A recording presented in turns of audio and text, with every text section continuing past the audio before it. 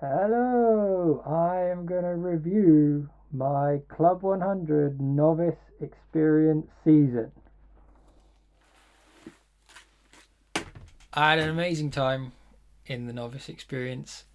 I'm going to go through it, talk about it, and then maybe after my last video talking about beginners entering for the first time, going to give you a few beginner tips along the way.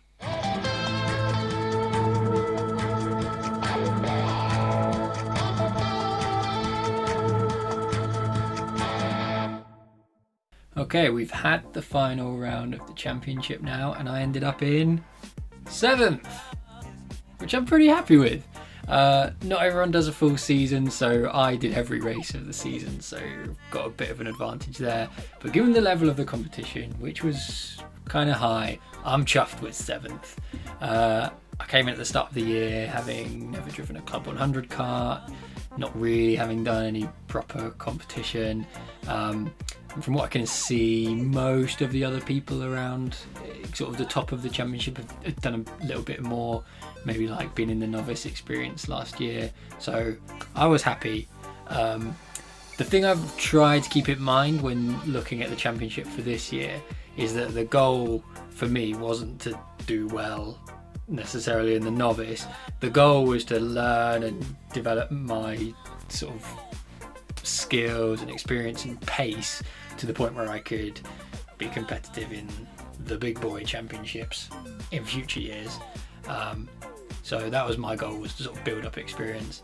But that said, it was cool to come in 7th, and big respect to the guys. First, second, third was Harry, Zach and Cameron. They were all brilliant. And Harry, congratulations for winning the Novice Championship. Fantastic effort. Cameron, well done for getting 3rd, despite me attempting to murder you and put you out of the running in the race at Wilton Mill. So, to the season. But first, the boring bit is the test.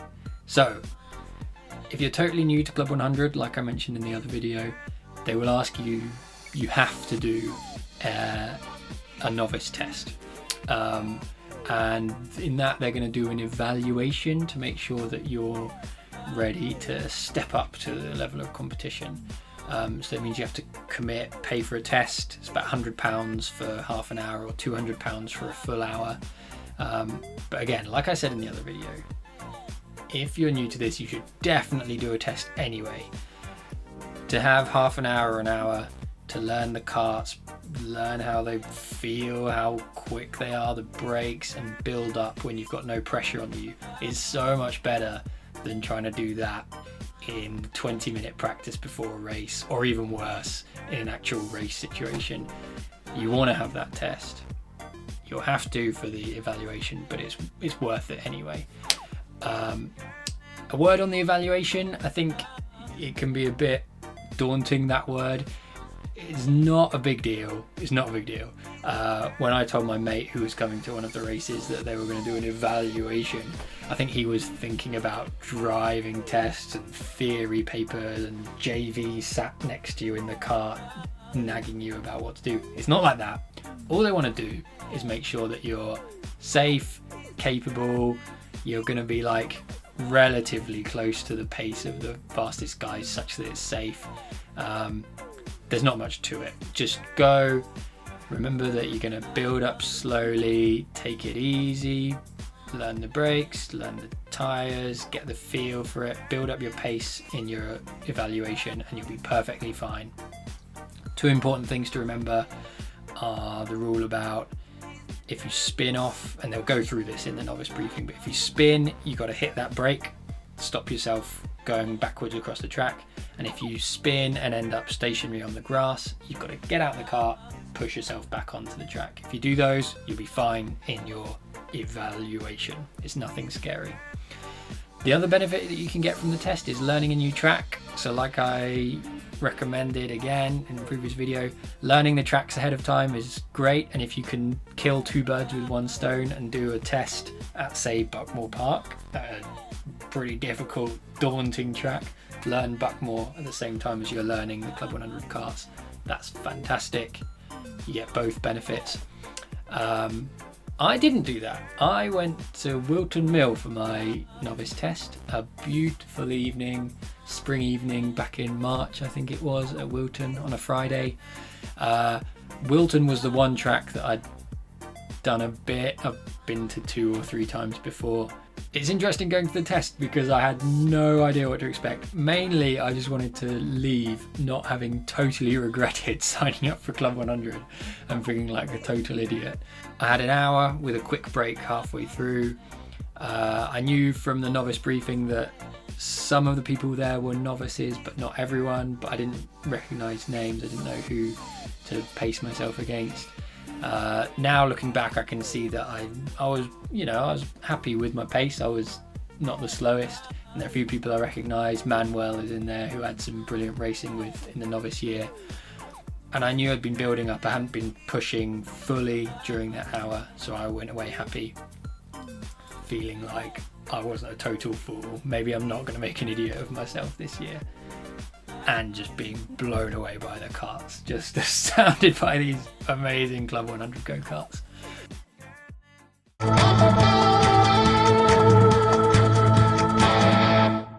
Okay, so here we go to round 1 of the season at Shenington.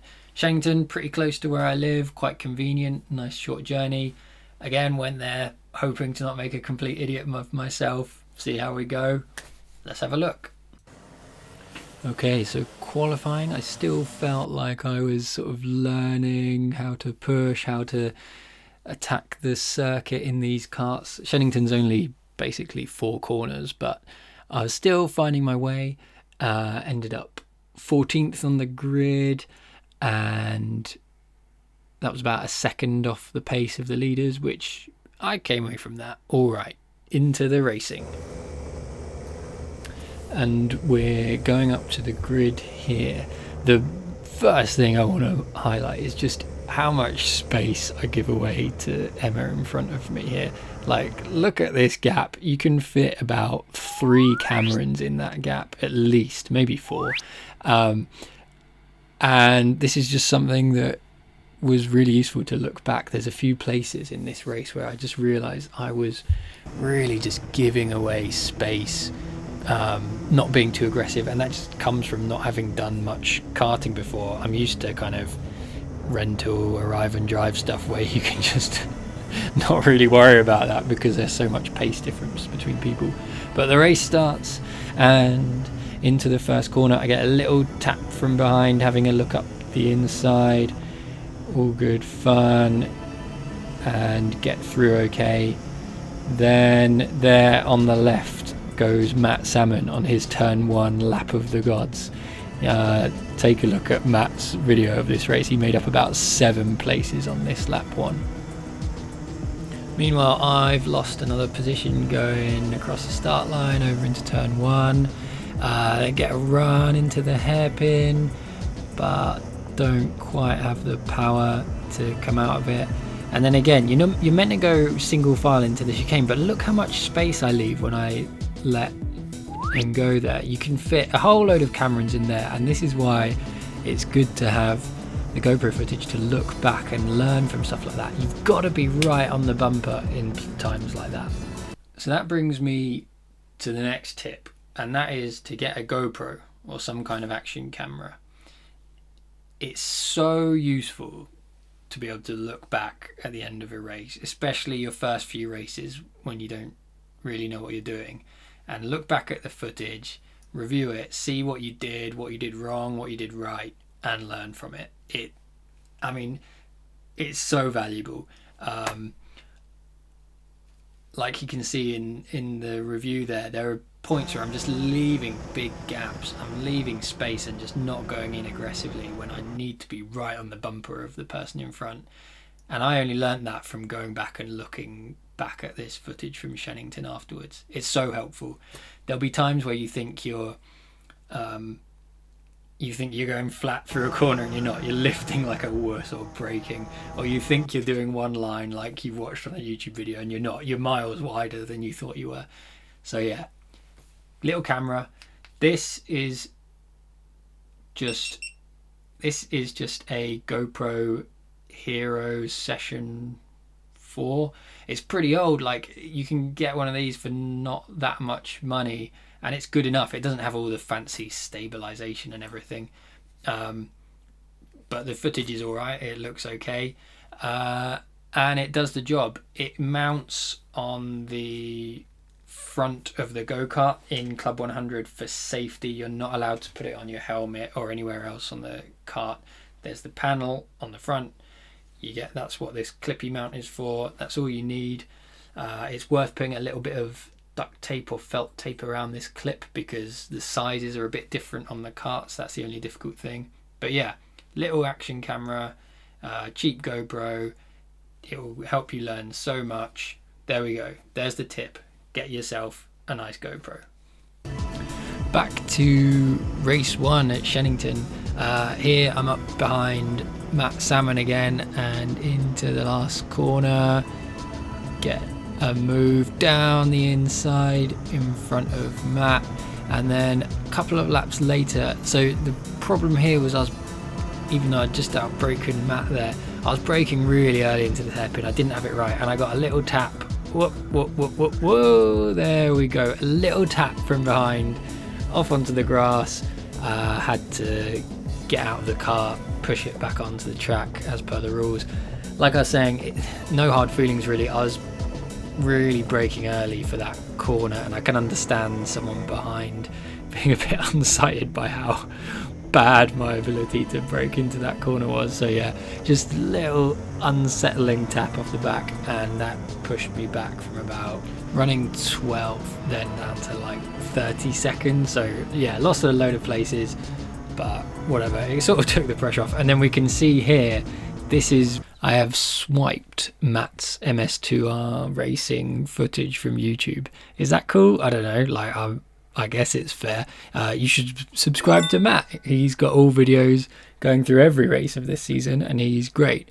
But here is the footage of me coming past him here. That's me then going away to build a bit of a gap. But then here, a couple of laps later, I'm now 2 in front of Matt, so I'm just ahead here. This is again from Matt's point of view, and little tiny, just slightest nudge there, and whee, away I go off into the grass. Good times. So yeah, if you want more Club 100 novice footage, MS2R racing is the place to go.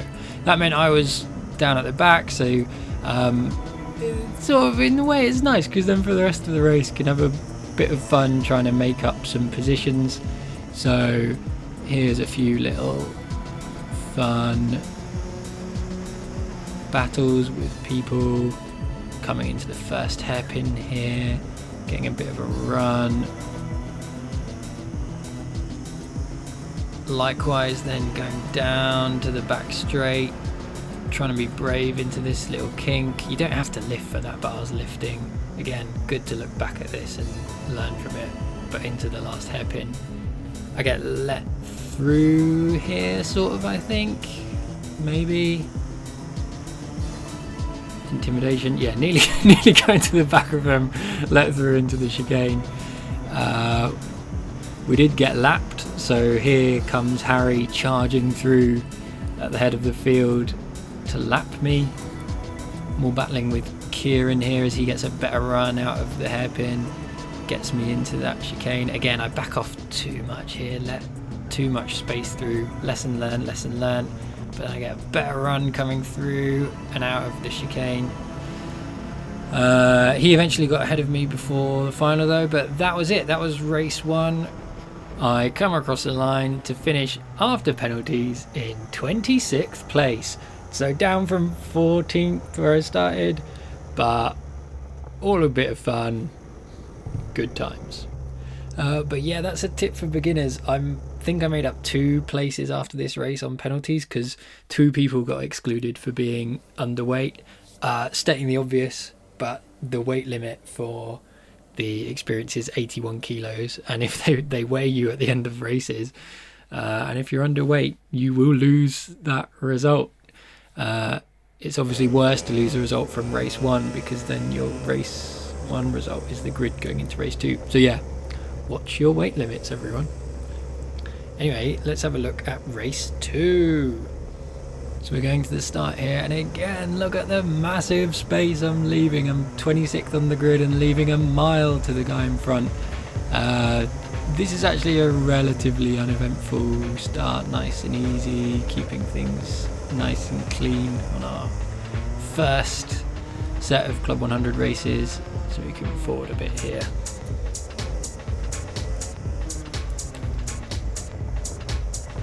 Few laps in, a bit of a clumsy attempt at an overtake into the hairpin there, gradually building up a little bit of confidence through this race, braking a little bit later into that hairpin, and then a few laps later get a bit of a run out and get through into the chicane, making up another place as someone runs wide there in the first corner.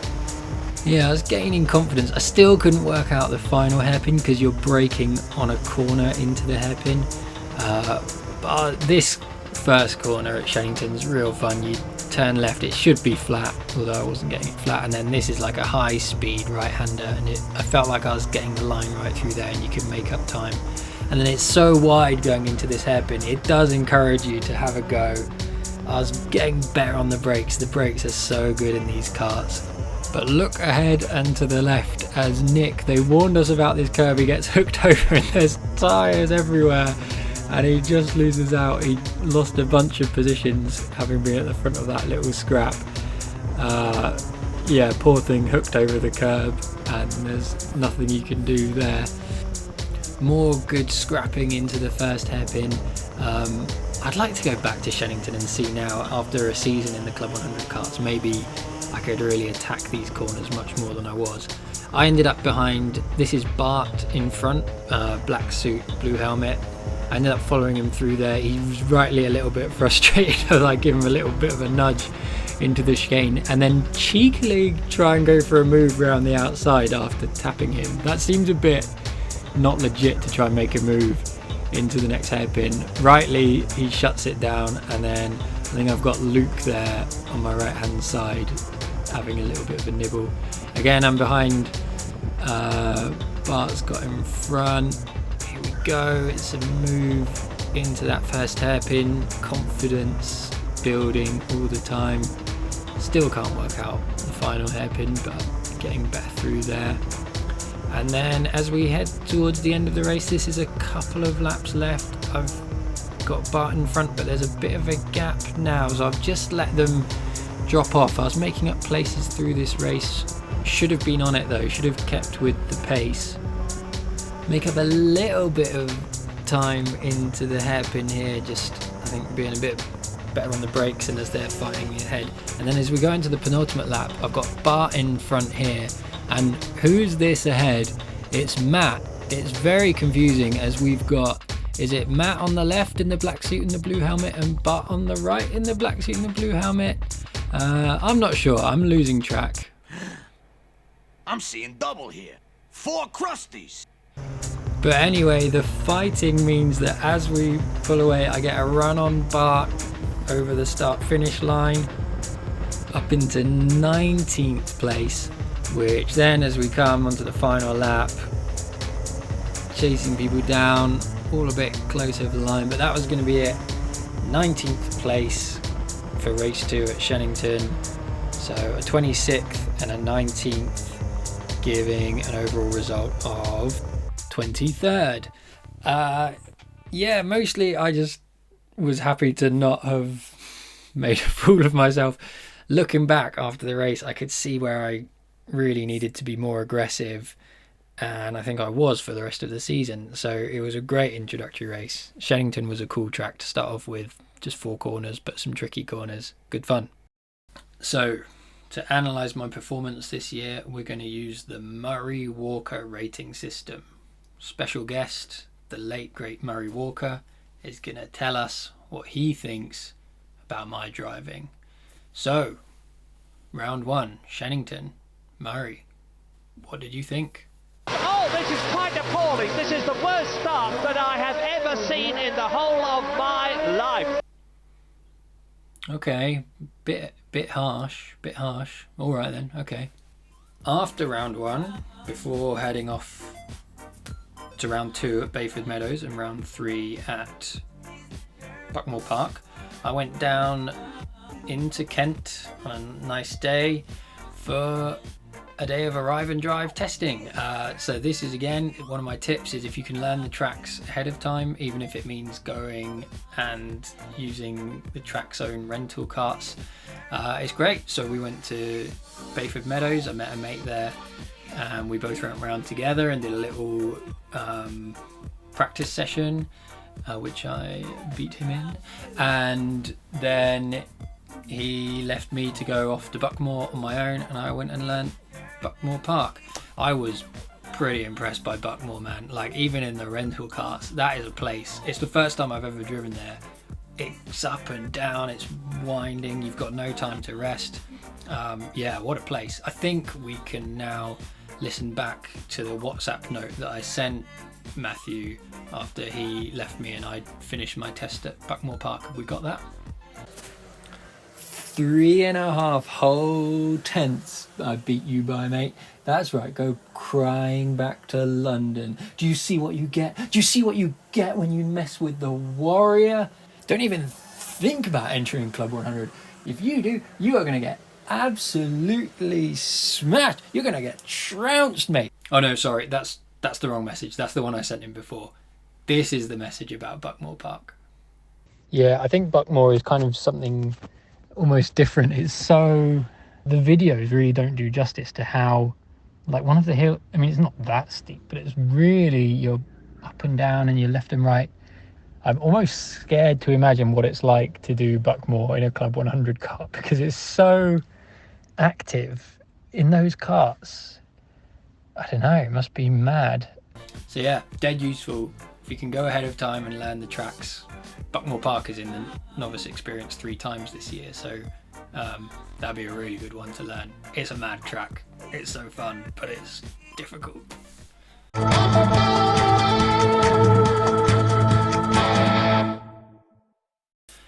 On to Bayford Meadows, a lovely spring day in Kent. Oh, it's so grim outside. I'm just quite happy reliving the memory of when the weather used to be nice. Lovely day in Bayford Meadows. Qualifying, despite a few little issues like this, I got out and was happy to look at the timings and to see that I qualified first, which was a good result. But then I realised I don't actually know how to start a race from pole position. I was like, what do you do? I mean, there's the lights and you presumably you sort of go when it's green, but who controls the pace? What happens? So then I just had to go up to the Club 100 staff and just be like, hey, how do I do this from pole position? I don't know what I'm doing. And they explained the procedure and I had a look at one of the races in between. But yeah, there's the other tip is any questions you have, anything at all, if you're not sure about anything, if anything hasn't been explained to you, just ask the staff. They're so good, they're so helpful, they're always there, ready to take care of any stupid newbie questions like, how do I start the race? The staff are great. So now feeling somewhat confident, I at least had an idea what I was doing. I went to the start in pole on the right on the inside line and the lights go green and we're away. Everything seems to be going okay. I'm a bit cautious into the first corner and get a little tap from behind just because I'm a bit cautious, a bit nervous, but I'm holding the lead. Keep things steady into the hairpin. Happy days. And that was it, kind of away into the lead and resulting in this, my favourite photo of the whole year. I said last video how much I loved those photos from Johnny, but that's a really great one. And then that was kind of it for a while. Here's a sped up view of leading the race at Bayford Meadows. Let's slow it down for this amazing final corner. Doof, doof. So good. The camera doesn't do justice what a roller coaster that corner is. The biggest my lead got was about 1.6 seconds on about lap 8, which is maybe what this photo shows around that time. This shows me leading from Yusuf, leading from Zach, and around then Zach got past Yusuf and started hunting me down from second place. Kept things fairly clean. This here is sort of the biggest mistake I made, just on the long right hander, ran out a bit too wide, just had to back off getting on the grass there. Tried to get through the back markers with, you know, losing as minimal time as possible. That's quite a nice one, past two of them at the same time. Then here I get held up a little bit more. The whole time Zach behind me is closing. He's a little bit quicker, and towards the end of the race he ends up right on my tail, past both of them there. It's always hard first encountering the back markers. And then here we go, get a slightly poor run out of that corner onto the back straight, and Zach goes through into the lead. Fair play, nice move. And that was it. I couldn't challenge back, ended up following Zach. Oh, come on, here we go through the final corner. Look at that. Such a good corner. Yeah, that was lap 18, I think he took me, and ended up following him through to the finish. In hindsight, I think I tried to sort of keep things tidy, but maybe in this race I had the pace to push harder and build more of a lead, especially because I wasn't challenged at the start. I think I could have taken slightly more advantage of the speed I had, especially now in hindsight, given this was probably the best chance all year I had to win a race. But at the time, and also in hindsight, I'm still really happy with this second place. This was really cool to have led a race, ending up second. It was great. I'll talk more in the next race about kind of pushing harder during the races, because I think that was a factor. But for now, this was how we finished. And congratulations to Zach. I think he was really chuffed with his first race win. Second in race 1 means starting second on the grid for race 2. Here we go, lining up outside Zach. Here on the outside line, which is less good. I'm still too far behind. Look at that. I should be up with him. I'm too far behind. But here we go on the outside. It's tricky. And it's not that dramatic, but just slightly nudged wide, and suddenly all of these people come past. I'm somewhere like 8th, 9th or something from second here, I don't know. Yeah, that happens. And then you're in the pack and in the mix. But we keep things relatively clean here through the first lap. And at this point I'm thinking, I'm not too unhappy. In the first race, Zach and I had been kind of quicker than everyone else in the field by a decent margin, and we'd finished kind of 6 or 7 seconds ahead of everybody else. So I'd gone into this race thinking, okay, maybe me and Zach can work together and pull clear and use that advantage of pace we had. Unfortunately, that didn't happen. But even then, after dropping down, I was like, okay, I'm thinking now, okay, I know I'm quicker than these people, or I can be quicker than them. And I was hoping to make up positions. And here I'm sort of in the mix. I'm on the back of, I think this is Yusuf in front now. You know, having a sniff, having a look. And I was feeling positive at this point. Oh, also, aside, the GoPro isn't very well mounted in the stand on the front of the kart in this one, so it's a little bit shaky, so apologies for shaky cam, not so good. But here I don't maybe get the best run out of the final corner, and it's not awful, but it's not the best. And then here comes Harry through on the inside. Again, fair play, Harry's really quick, so that's kind of to be expected. And then here we go again, down the back straight, and Manuel comes up the inside and takes me for 10th, so I'm down to 11th. And I guess this is my point, is it's stating the obvious, but the margins are so fine. I went into this race thinking like, oh, you know, I was real quick in race 1. Shouldn't have a problem being quicker than the guys again. But I was quicker in race 1 by 1, 2 or 3 tenths. It's such fine margins, and unless you're absolutely on it in the race and you're setting those lap times that you could set in clean air, that slim advantage you had in terms of pace is just going to disappear. I do send one up the inside of Yusuf there to get a place back. But yeah, I went away from this race afterwards. I was kind of puzzled. I was thinking, I thought I'd been just as quick in race 2. I was like, did everyone else get faster? But then looking back at the lap times, I just knocked the pace off ever so slightly. Yusuf comes back through the inside here. All good racing, like good fun racing. But yeah, I ended up dropping down and didn't really make any ground after that.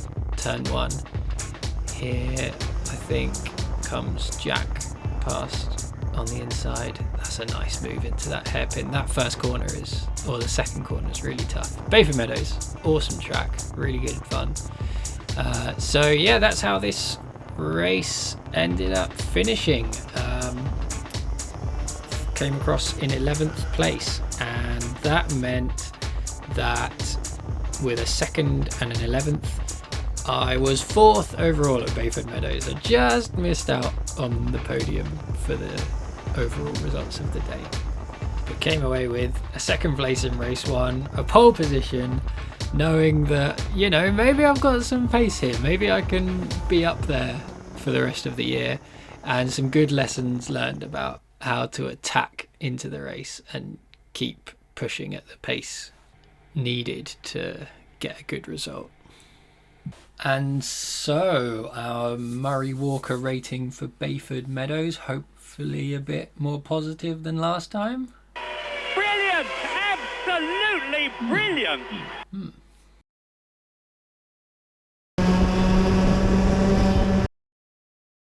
I don't care about your rules. And into the pit lane. Oh! My goodness! You can take your penalty and you can shove it up your... And it's happened immediately! This is amazing! But ding dong, are we going to see a race now?